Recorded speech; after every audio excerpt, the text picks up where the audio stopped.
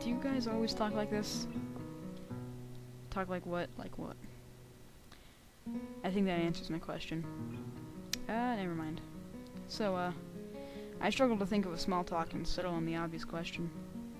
How'd you two meet? That wasn't really obvious. I would have asked that. I would have said, like... I would have said that. Rin seems content to let Emmy answer this question. Someone in the housing department thought that we'd complement each other well, so we are assigned rooms next to one another. Compliment each other? Like shoes in a suit. Huh? Emmy giggles at my confusion. Put us together and we've got all our limbs. Get it? Ah. So I started helping Rin get ready in the mornings, and that was that. I mean, you can't help someone get dressed every morning and not get along. I see. Rin chooses this moment to interject. I have trouble with shirts. Right, that seems fairly obvious. Really?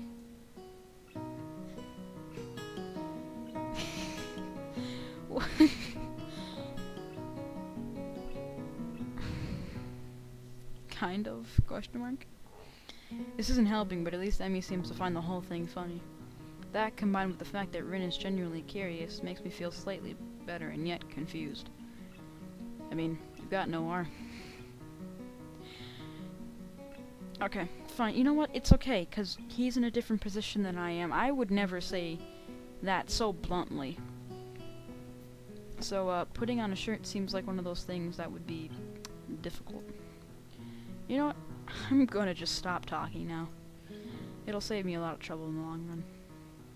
Rin nods in what I suspect is meant to be a sage manner. Okay, you know what? He says sage a lot when he's talking about Rin. I'm gonna go research that. What is this? I just pressed sage, and I pressed enter. Sage of the Sixth Path. Like, who wants to do that? Sage.com, sage... Okay, yeah. I know it's like a spice that you put in... plants. Yeah. Business. Oh. Fictional character.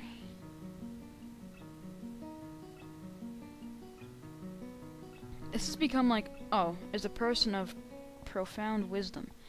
Sage or SHG... Did I say S-A-G-E may also refer to... Okay.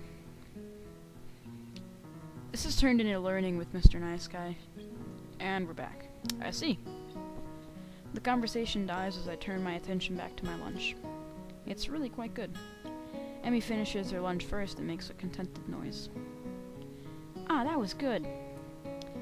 Not really a content noise, it's like a content phrase.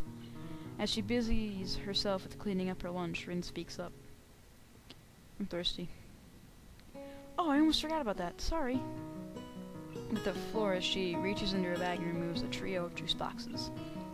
She tosses me one that appears to be cranberry juice, one to Rin that appears to be some kind of strawberry milk, complete with the pink color scheme, and keeps an equally pink box of some kind of fruit punch for herself. Rin dexterously stabs her straw through the top of her box and begins to drink. I'm once again impressed by how flexible she is, but this time I keep my comment to myself. Somehow I don't think either Emmy or Rin are the sorts of people to think twice about the way they work around their particular disabilities. Rin especially so. Indeed, she gives off the impression of being entirely unaware that she's missing any limbs at all. Whether or not that's a conscious decision is another matter. I'm honestly not sure. So Hisao, how do you like it up here? It's quite nice actually. I like high places for the view. Thanks for inviting me up here. And for the lunch too. 1 second. And for the lunch too. Emmy grins a 1,000-watt grin. Pleased by my response, I suppose. No problem. Feel free to eat with us next time too, okay? I won't make you a lunch, but you can bring your own up here. No lunch service? I don't know. Amy looks mock offended. Trying to take advantage of my good nature. The nerve! That was probably really loud. If I remember. You know what? 1 sec. In Episode 17. Put headphone warning. There we go. She giggles. Well, if that's your answer, I guess Rin and I will just keep eating lunch all alone. I'm suddenly assaulted by the most heart-rendering puppy dog eyes I've ever seen as Emmy pouts. Kidding, I was kidding. I'd love to eat lunch up here again. Good location, the company's okay, too. Emmy frowns a bit at my declaration of okay, but seems happy enough that I've accepted her invitation. I guess this makes us friends now. Or at least acquaintances. Well, that was perfect timing, guys. As the lunch bell rings, it's time to end our episode. It's been a fun time, everybody. I love cats as much as you do. So I'll see you guys later in the next episode. Bye.